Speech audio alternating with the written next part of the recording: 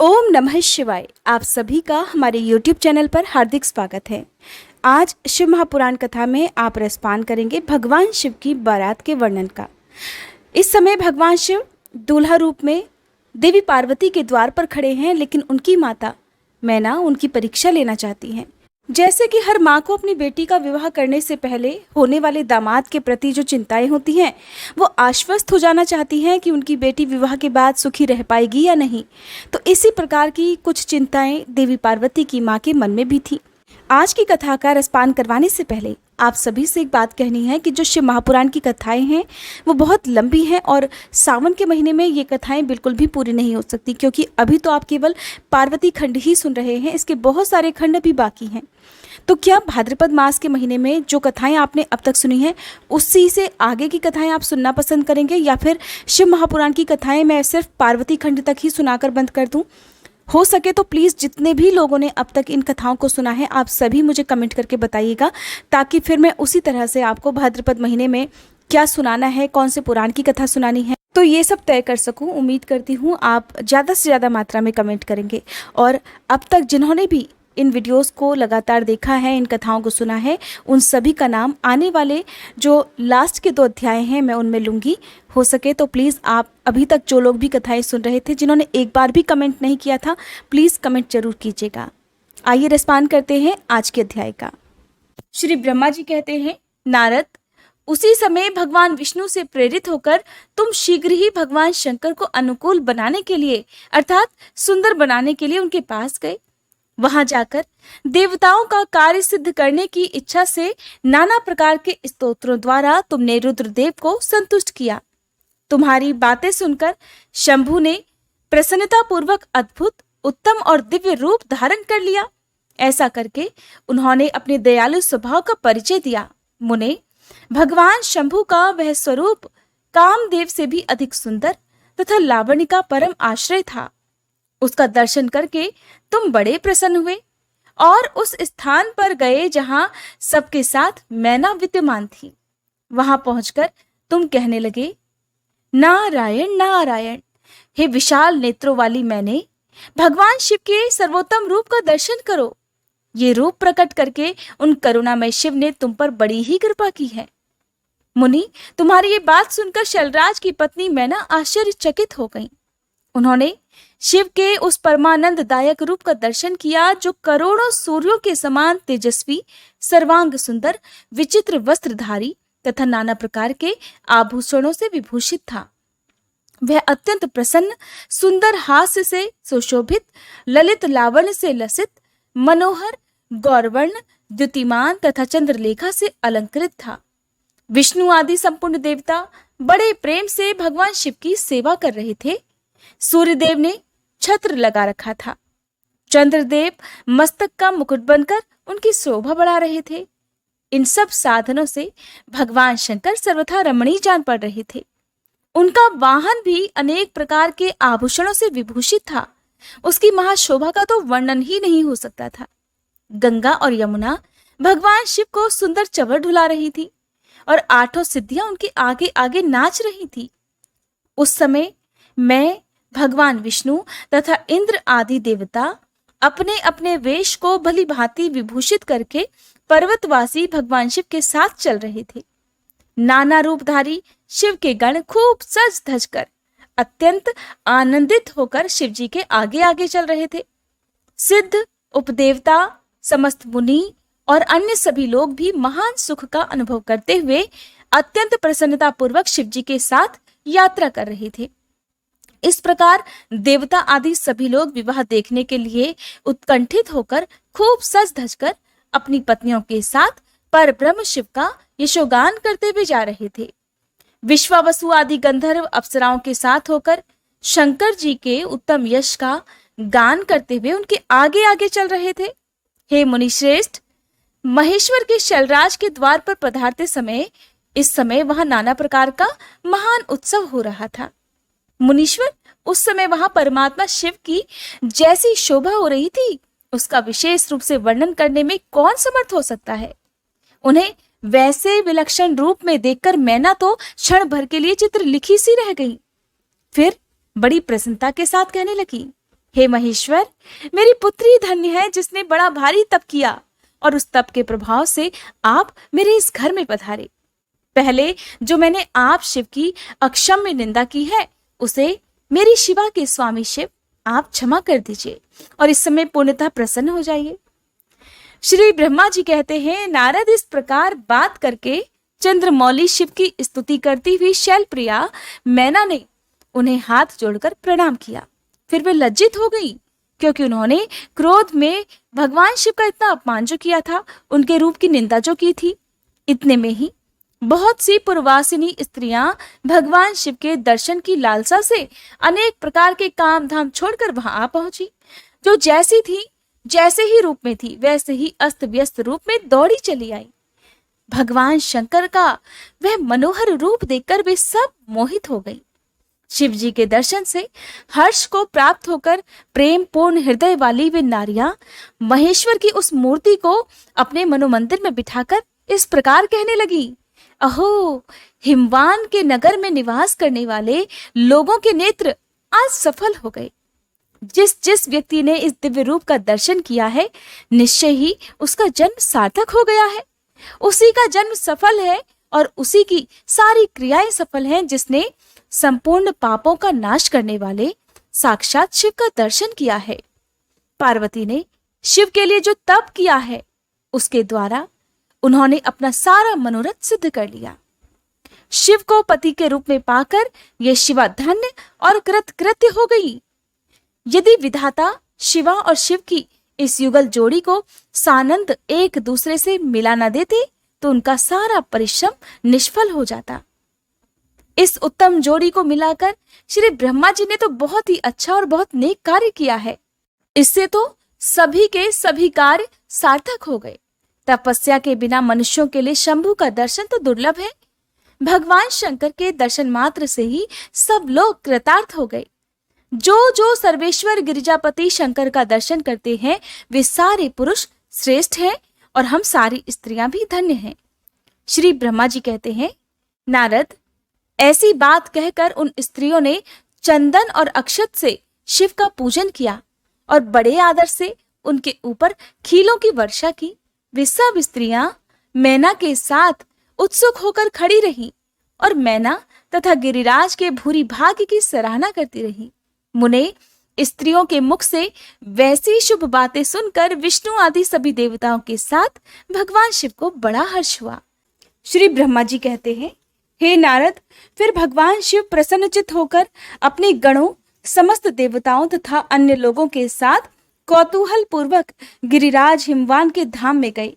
हिमाचल की श्रेष्ठ पत्नी मैना भी उन स्त्रियों के साथ घर के भीतर गई और शंभु की आरती उतारने के लिए हाथ में दीपकों से सजी हुई थाली लेकर सभी ऋषि पत्नियों और अन्य स्त्रियों के साथ आदर पूर्वक द्वार पर आईं।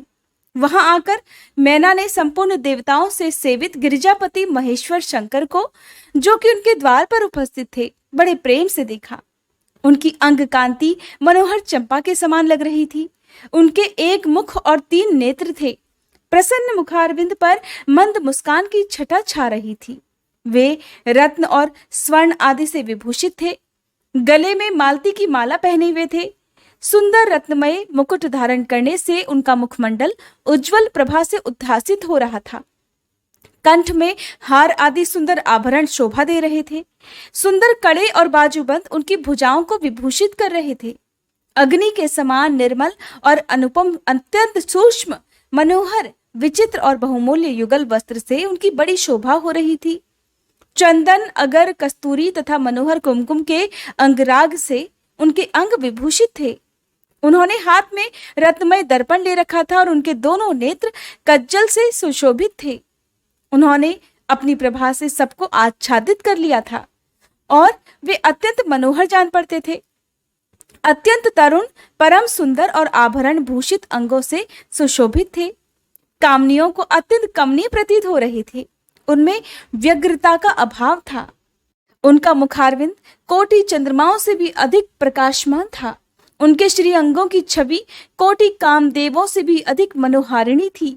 वे अपने सभी अंगों से परम सुंदर लग रहे थे। ऐसे सुंदर रूप वाले उत्कृष्ट देवता भगवान शिव को जमाता के रूप में अपने सामने खड़ा हुआ देख मैना की सारी शोक चिंता क्षण में ही दूर हो गई।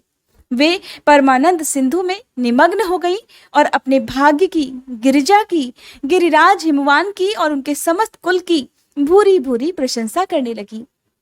उन्होंने अपने आप को कृतार्थ माना और वे बारंबार हर्ष का अनुभव करने लगी। सती मैना का मुख प्रसन्नता से खिल उठा था। वे अपने दामाद की शोभा का सानंद अवलोकन करती हुई उनकी आरती उतारने लगी। गिरिजा की कही हुई बात को बारंबार याद करके मैना को बड़ा विस्मय हो रहा था। वे हर्षोत्फुल्ल मुखारविंद से युक्त मन ही मन ऐसा कहने लगी कि पार्वती ने मुझसे पहले जैसा बताया था उससे भी अधिक सौंदर्य मैं इन परमेश्वर शिव के अंगों में देख रही हूँ। महेश्वर का मनोहर लावण्य इस समय अवर्णनीय है। ऐसा सोचकर आश्चर्यचकित हुई मैना अपने घर के भीतर आई। वहां आई हुई युवतियों ने भी वर के मनोहर रूप की भूरी भूरी प्रशंसा की। वे कहने लगी, गिरिराज नंदनी शिवा धन्य है, धन्य है। कुछ कन्याएं कहने लगी, दुर्गा तो साक्षात भगवती हैं। कुछ दूसरी कन्याएं महारानी मैना से इस प्रकार कहने लगी, देवी हमने तो कभी ऐसा वर नहीं देखा और न कभी ध्यान में ही कभी ऐसे वर का अवलोकन किया है। इन्हें पाकर तो गिरिजा धन्य हो गई है।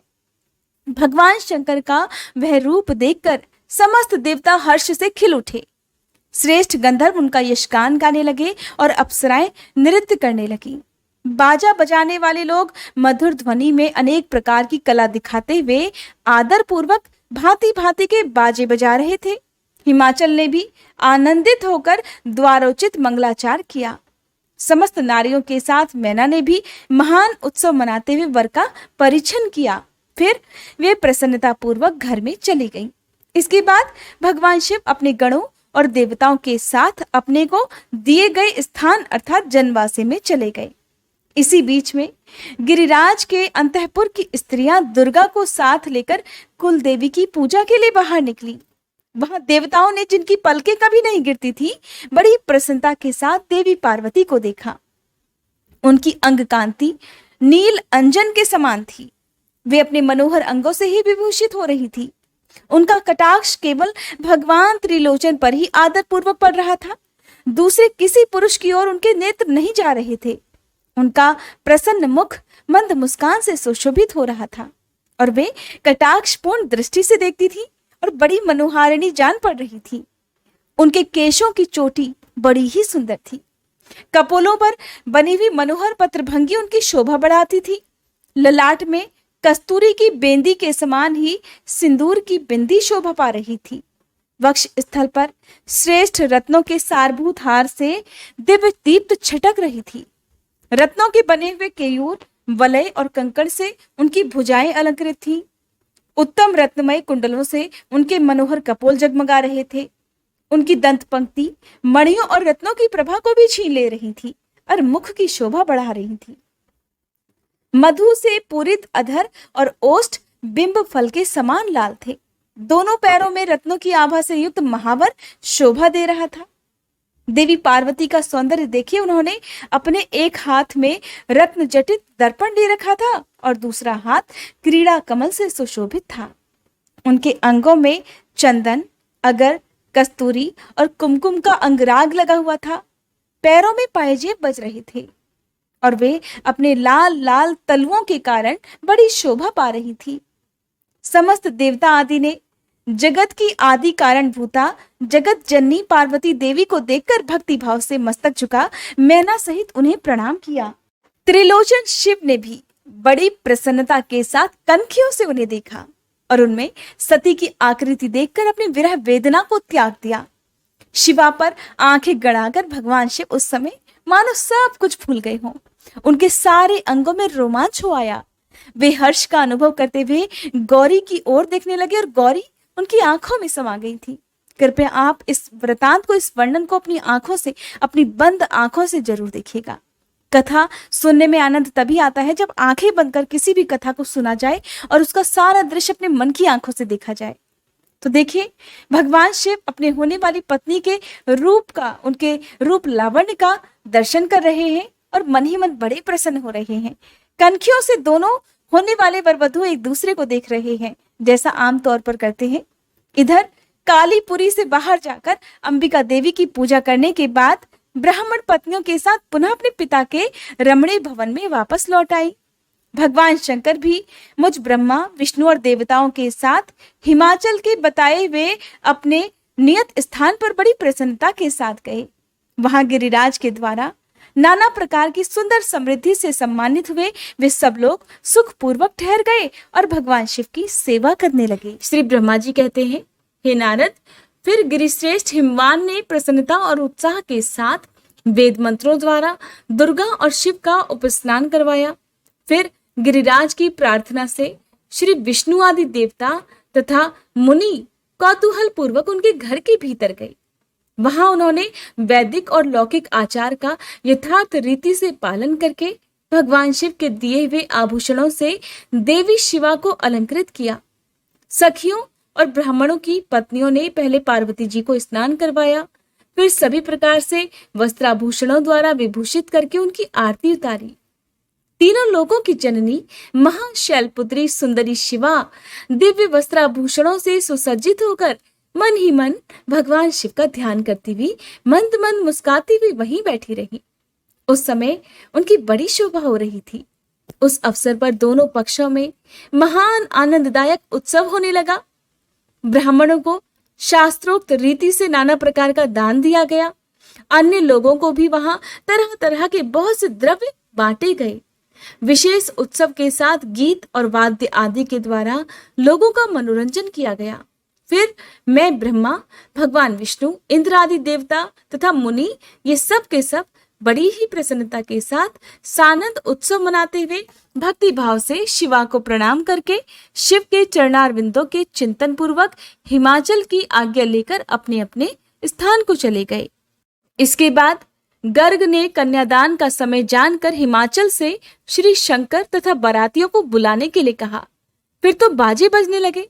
हिमाचल के मंत्रियों ने जाकर वर और बारातियों से शीघ्र ही पधारने के लिए प्रार्थना की। वे कहने लगे, कन्यादान के लिए उचित समय आ गया है, इसलिए आप सभी लोग शीघ्र ही मंडप में पधारिए। फिर भगवान शिव को सजा धजा कर सुंदर वस्त्र आभूषणों से सुसज्जित करके वृषभ की पीठ पर बिठाया गया और जय बोलते हुए सभी लोग चलने लगे। भगवान शंकर को आगे करके बाजे बजाते और कौतुक करते हुए सभी बाराती हिमालय के घर को गए।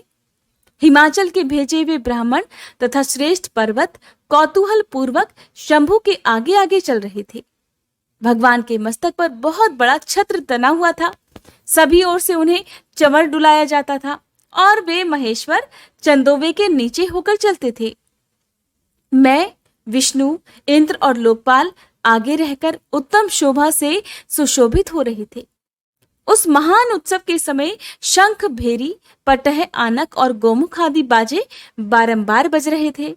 इन सब के साथ जगत के एकमात्र जीवन बंधु भगवान शिव परमेश्वरोचित तेज से संपन्न होकर यात्रा कर रहे थे। आहा, कैसा सुंदर दृश्य रहा होगा।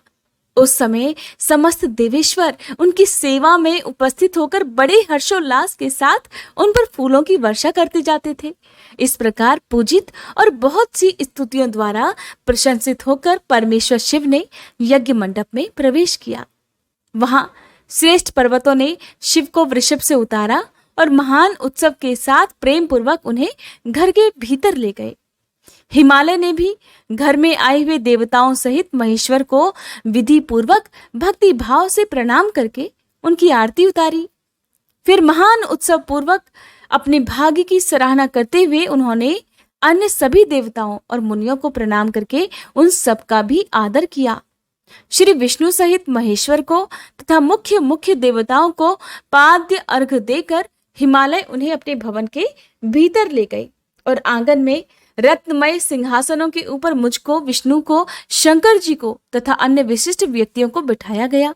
उस समय मैना ने अपनी सखियों, ब्राह्मण पत्नियों तथा अन्य पुरंदरियों के साथ आकर सानंद आरती उतारी। कर्मकांड के ज्ञाता पुरोहित महात्मा शंकर के लिए मधुपर्क पूजन आदि जो जो आवश्यक कृत्य थे उन सबको सहर्ष संपन्न किया। फिर मेरे कहने से पुरोहित ने प्रस्ताव के अनुरूप उत्तम मंगलमय कार्य प्रारंभ कर दिया। इसके बाद हिमालय ने अंतर्वेदी में जहां समस्त आभूषणों से विभूषित उनकी कृशांगी कन्या वेदी के ऊपर विराजमान थी, वहां मेरे और शिव विष्णु के साथ महादेव जी को लेकर गए। तदंतर बृहस्पति आदि विद्वान बड़े उत्साह से संपन्न होकर कन्यादानोचित लगन की प्रतीक्षा करने लगे। अब देवी पार्वती के कन्यादान का समय आ गया है। गर्ग ने पुण्याहवाचन करते हुए पार्वती जी की अंजलि में चावल भरे और शिव जी के ऊपर अक्षत छोड़ा। कृपया आप सभी अपने मन की आंखों से इस वृतांत का खुद से दर्शन कीजिए, कितना सुंदर दृश्य रहा होगा। परम उदार सुमुखी पार्वती ने दही, अक्षत, कुश और जल से वहां रुद्रदेव का पूजन किया, जिनके लिए शिवा ने बड़ी भारी तपस्या की थी। उन भगवान शिव को बड़े प्रेम से अपने सामने देखती हुई वे वहां अत्यंत शोभा पा रही थी। फिर मेरे और गर्ग आदि मुनियों के कहने से शंभु ने लोकाचारवश शिवा का पूजन किया। इस प्रकार परस्पर पूजन करते हुए वे दोनों जगन्मय पार्वती परमेश्वर वहां सुशोभित हो रहे थे। त्रिभुवन की शोभा से संपन्न होकर परस्पर देखते हुए उन दोनों दंपति की लक्ष्मी आदि देवियों ने विशेष रूप से आरती उतारी। अब तक तो आप केवल भगवान शिव और देवी पार्वती के विवाह की तैयारियों का वर्णन सुन रहे थे। अब भगवान शिव और पार्वती के विवाह का आरंभ होगा। साथ ही हिमालय के द्वारा शिव जी के गोत्र के विषय में प्रश्न होने पर नारद जी के द्वारा उत्तर दिया जाएगा। हिमालय के द्वारा कन्यादान करके शिव जी को दहेज भी दिया जाएगा और शिवा का अभिषेक भी किया जाएगा, लेकिन अगले अध्याय में।